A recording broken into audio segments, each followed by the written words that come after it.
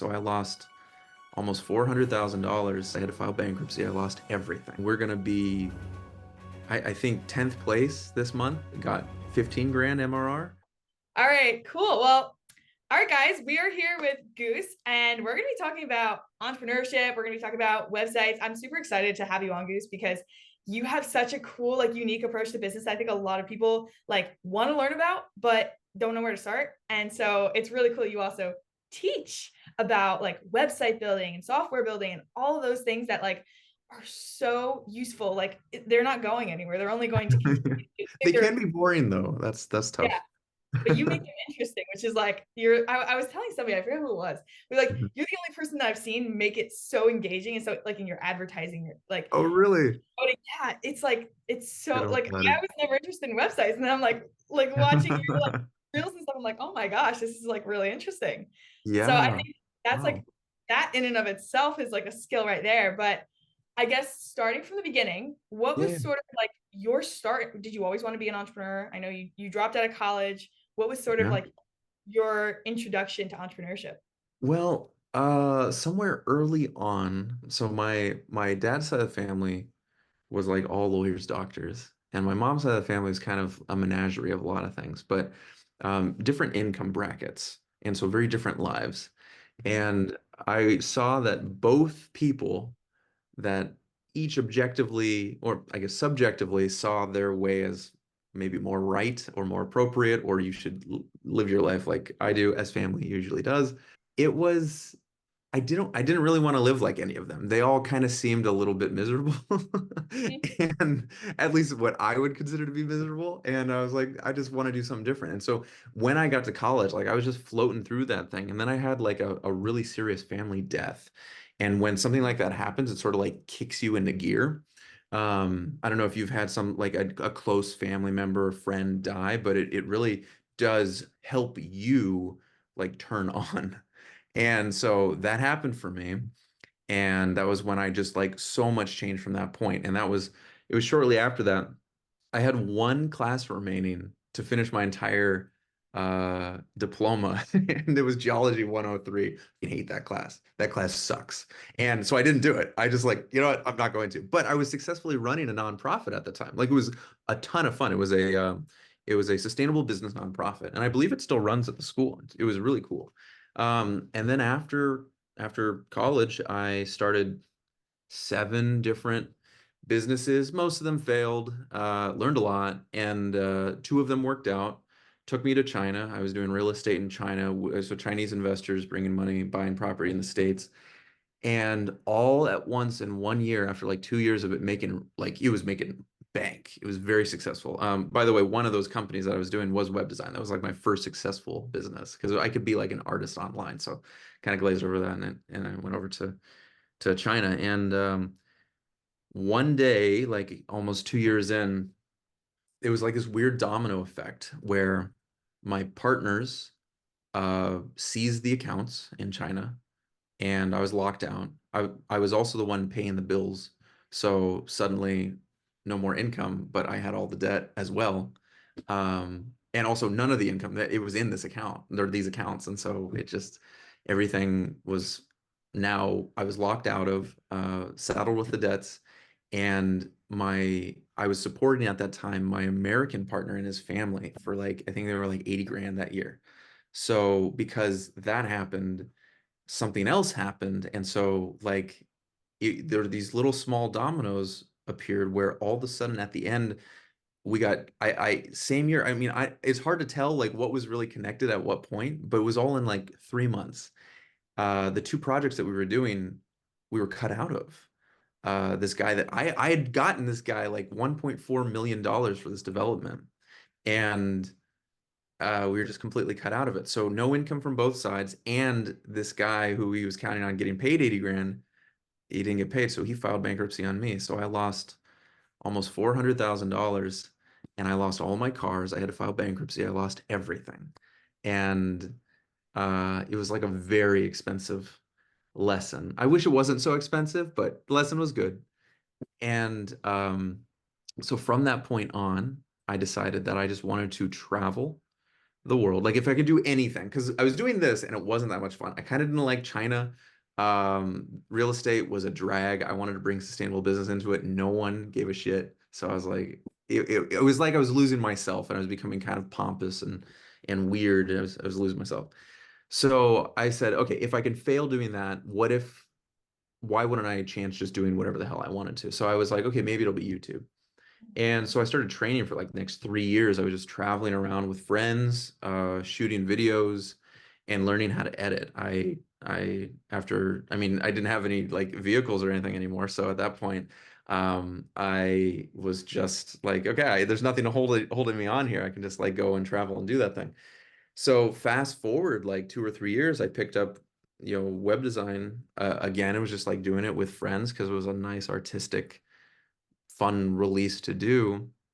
And when I was stepping into the coaching side of things, because I realized, YouTube's fun, but I want to actually be able to sell something. I don't want to have an Instagram if I can't point it somewhere. Um, and so I spent a long time deciding, okay, I guess maybe it's coaching or something like that, but I didn't really know what I wanted to coach other than like free yourself and like what does that even mean? I don't know. It took me a while to wrap my head around it. But actually it was Ted who brought my attention back to web design. He's like, dude, who made this site? Because it looks like a really expensive agency did that. It's like I just like doing that. I made that. And he's like, maybe you should do this. Yeah. And so I was like, this guy's full of shit. And a couple of weeks later, I was thinking, yeah, actually, maybe that could work. It's if I didn't know how to do it, I would pay big money for that. Um, and because it was coinciding with the funnel building thing, coaching, and like I had been trying to run communities for a year or two at this point, which now I guess is like 3 or 4 years. Like this is I don't know, my fifth or sixth community or something like that. Like I've learned a lot. And I just haven't, I've just like I keep banging my head on the wall. I haven't given up. And finally something's been showing up from it. And so that culminated here in realizing web design was something that was just low-hanging fruit for me. It's really easy. A perfect access point to like be able to teach people other things that they probably need and I want to teach. And then the thing I ran into, which I was mentioning to you before, how challenging funnels can be able to, and I'll rehash it for you right here, just really quickly, to be an entrepreneur and to know what you want to do so damn clearly, which is the objective. You want to have a clear offer that's desirable. And then you're just thrown into the fire because you have to become a marketer and a web designer and a graphic designer and a salesperson, like a DM setter. I mean, the list just goes on. And that's not even to mention funnel building, which is a damn nightmare. And unless that's your thing, I don't know. For me, it was hard as hell. And Yeah. halfway through going through it, I was like, it's difficult, but it's not unlike web design. I'm a designer, not a coder. So in that frame of reference, it was quite similar. And so pretty quickly, I just realized, now that I know how to do this somewhat with a couple of buddies that I've been working on it with, my current COO, for example, uh, I was thinking, well, maybe I should just do that because literally what I was trying to do was help people with good ideas or good intentions do that thing. And for me, the hardest thing that I had ever seen people and myself experienced was taking my idea and then having a community, for example, and then running into this monstrosity that's required between having a good idea and making money from that idea online.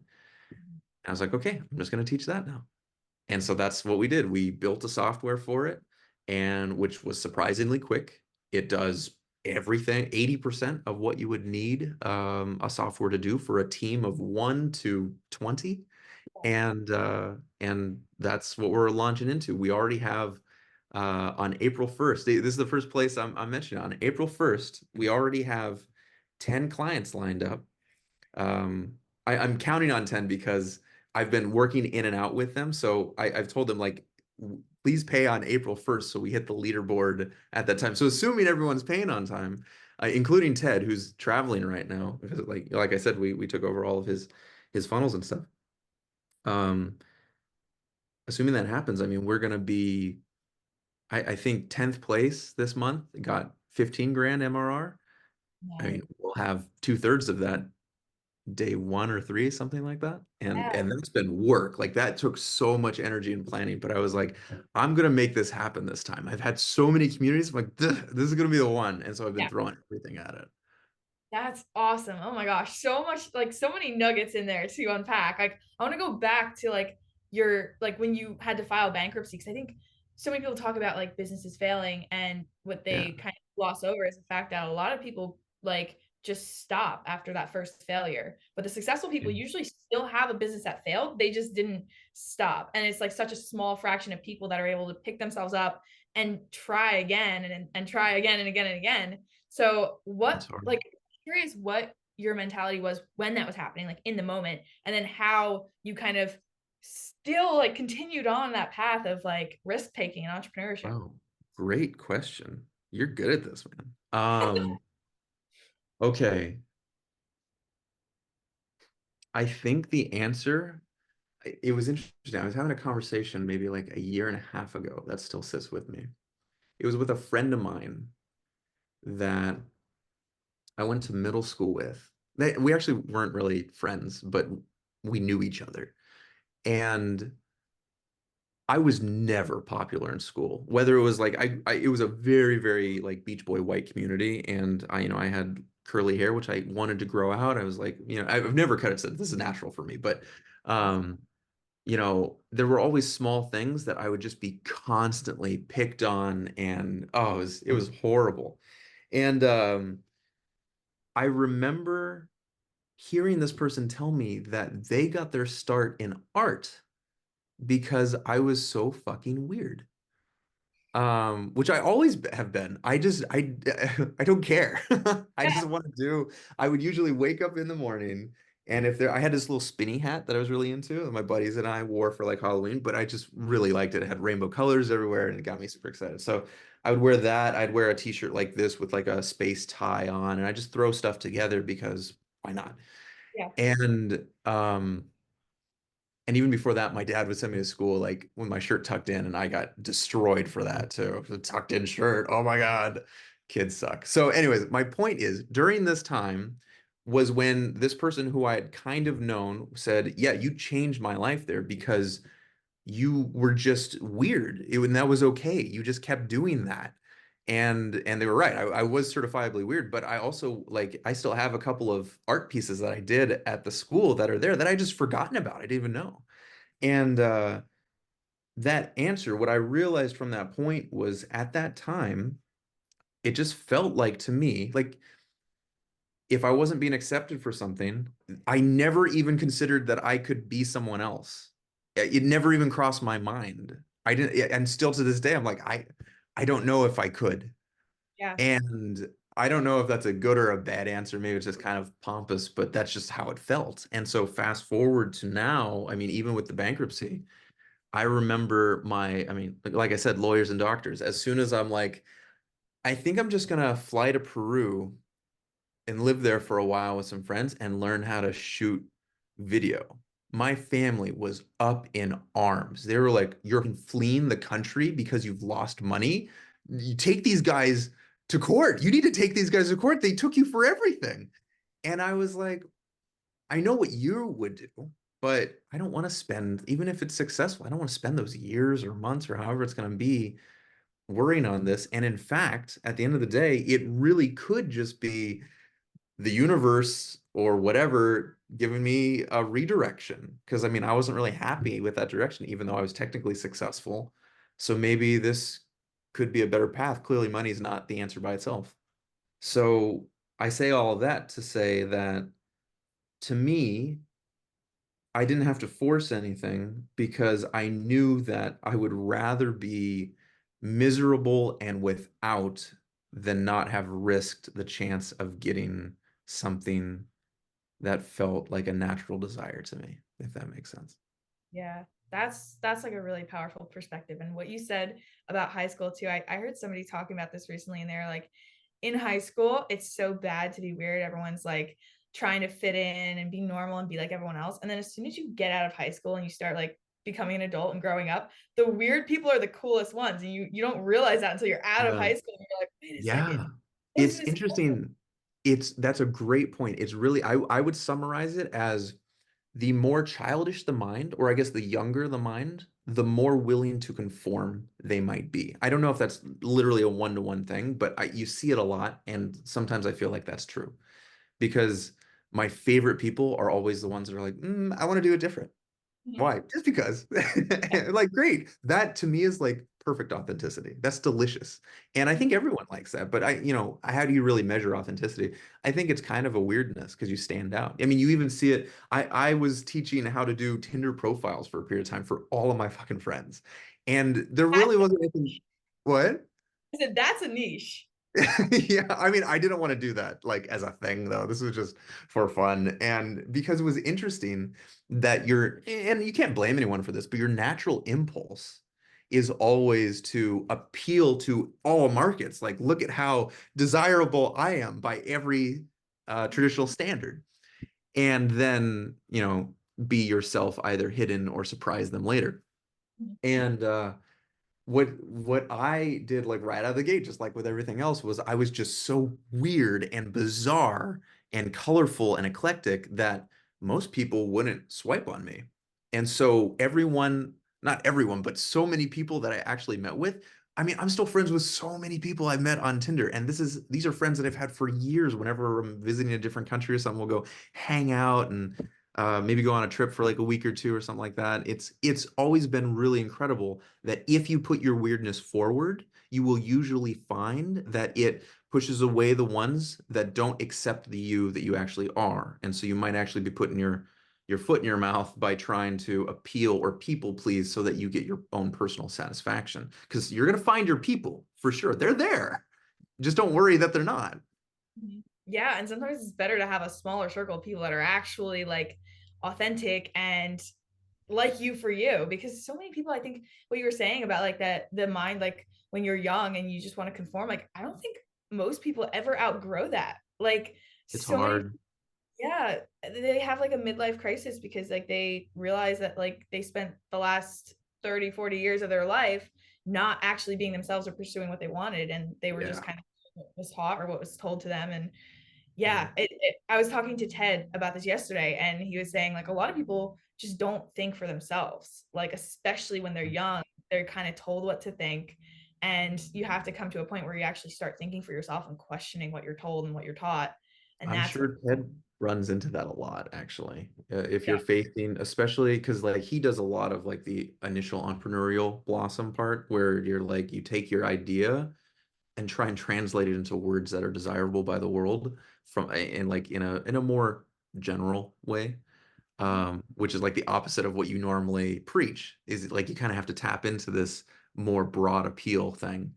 And yeah, the amount of resistance, and even I can speak for myself too, like the amount of resistance you have to overcome, like as anybody, to just think differently, man, moving aside beliefs is tough.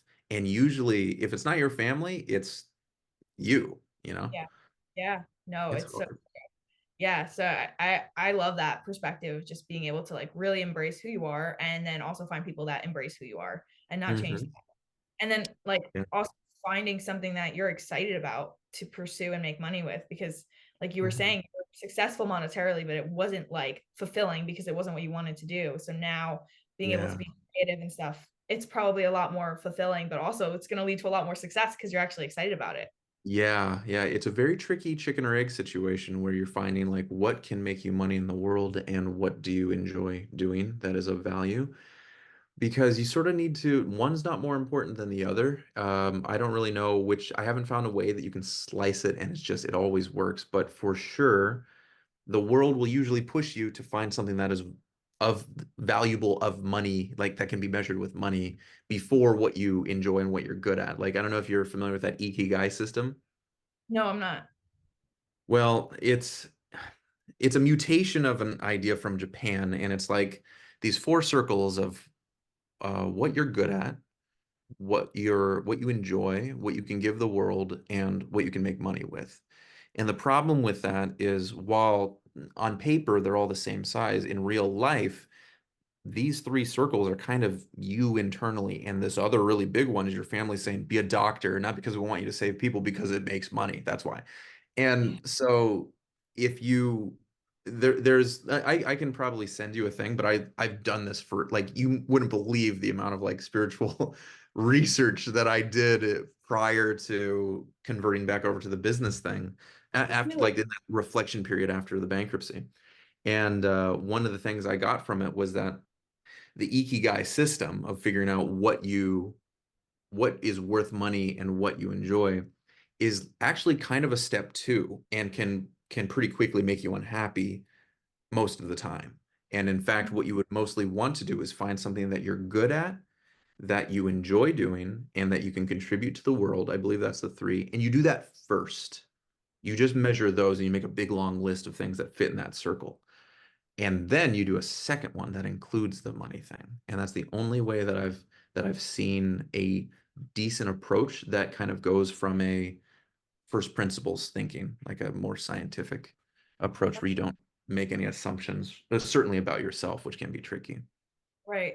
And like given like your journey and your experience in like multiple different businesses, what's like your recommendation to like let's say like high school, college age kids that are trying to get started in either a career or business, but like they don't know exactly what their interests are. They don't know exactly what their passion is. Is it like more of a try a bunch of different things, kind of like fail forward approach, or do you have like a strategy to like figure out what it is you want to do? Because I think that's what a lot of people get hung up on. That is a tough one. There is definitely no like single way. I don't know of a single way to do it, but I do know that if you're stubborn about it, you're more likely to succeed than the person that gives up. And a lot of times it doesn't require, a bunch of money. There's plenty of successful people out there that just were willing to adapt and not willing to give up. And if you kind of hold on to those principles, it'd be stubborn, but in the right way. Right. And if I were to talk to my former self, I mean, I think the biggest thing I could say is kind of like what I was telling you. I'll probably be putting in the free community. Like first and foremost is this section that says something to the effect of if you are able to to willfully subject yourself to pain or misery, not in a BDSM sort of way, but like in a discomfort sort of Yeah. way. Like a cold shower is a great example of that. Why would you do that? There's no practical reason. However, you would be really surprised to see, and I've heard it a bunch of times, but I've never found words or heard words that really resonated with me, so I'll give it a shot now, which is there's something about being able to put intentional roadblocks. I mean, they're not going to kill you. A cold shower won't kill you, but it's uncomfortable. And that ability to do that is like a muscle that ends up changing the world around you. Mhm. I don't know how else to explain it. It's very, very, it's abstract, but when you do it, it's super concrete. Yeah. And I would probably say, so first is this. Seek out things that bring you discomfort. Try not to be too comfortable too quickly. I mean, even retired people, they'll lose their minds because it's too comfortable. Mhm. It's just unfortunately or fortunately human nature. And the other thing I would say is probably that do not think that you have it figured out. And by it figured out, I mean you have a strategy in your mind and you're just going to do that. And I'll give you an example. For me, at least, I'm a creative. I had to learn to be a business person and I'm still learning. But what's interesting is that in that process, when I was first starting 3 or 4 years ago, first community, right? I was thinking to myself that these courses are going to be so fucking good that they're just going to fly off the shelves. They're going to be so good. And what that unfortunately meant was I had this assumption that quality was the number one most important thing, which was attainable, my second assumption, on my first try, for example. Another one was that this would manifest into money, whatever step two was, like you make the thing and then step two and then step three, make money. It would just happen and that there's no way it could possibly be any other way. Now, I'm not saying that's how everyone thinks, but you're going to go in with some preconceived notions. And what took me the longest was understanding, at least when we're talking about funnels, there is a psychology of people that means that they will only spend money on certain things. That's just how it is. But just because you sell that thing that they're looking for doesn't mean you're sacrificing any of what you actually want to teach. And learning to let go of that, and like, to me, it almost lost some of its beauty because it felt so clunky and kind of cringy almost. It took a long time for me to find a way to process that myself and be like, what I'm doing still provides value and isn't manipulative in a way that is leaving these people out to dry while I'm benefiting. Mhm. And though, so between making sure that you're not too stuck with a particular mentality and that you're willing to put yourself in discomfort, those two things, if I did more of that when I was in my 20s, I think I probably would have grown a lot faster.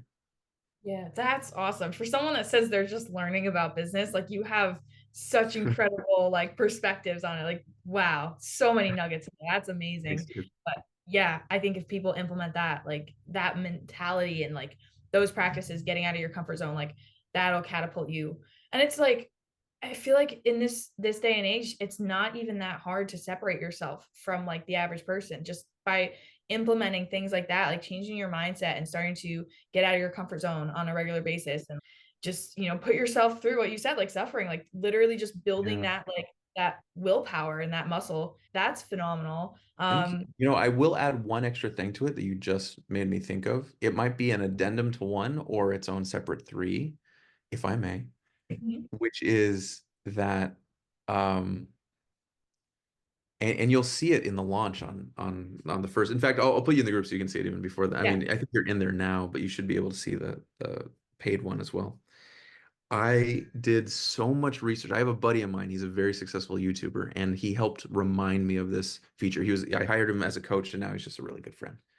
And his life centers around building originality.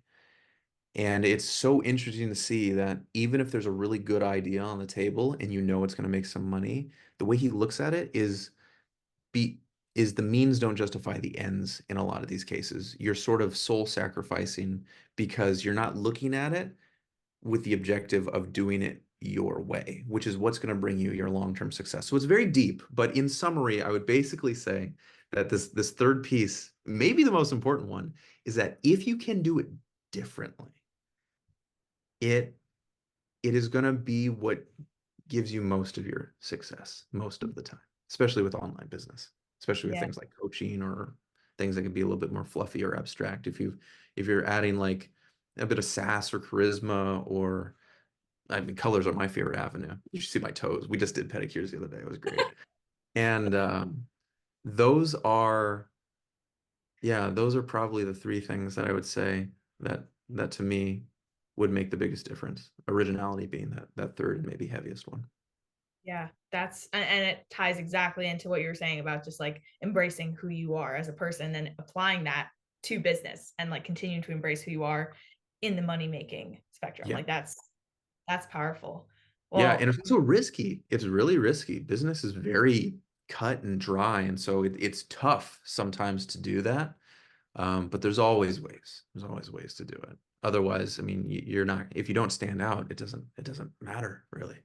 right. It's like what you're saying. Like you try to market to everyone, then you wind up marketing to no one because you're Yeah, not gonna yeah. resonate. That was one of the other things that took me a while to swallow was like what you're selling matters this much. Mhm. And how you sell it is like Yeah. it's how you sell it basically. You can be, and because you see it all the time, people selling bullshit that people are buying online. You're like, what is going on here? I could make something of so much greater value than this, but you're Yeah. missing the point. The reason why it works is the reason why yours isn't. Yeah. Oh my gosh, so powerful.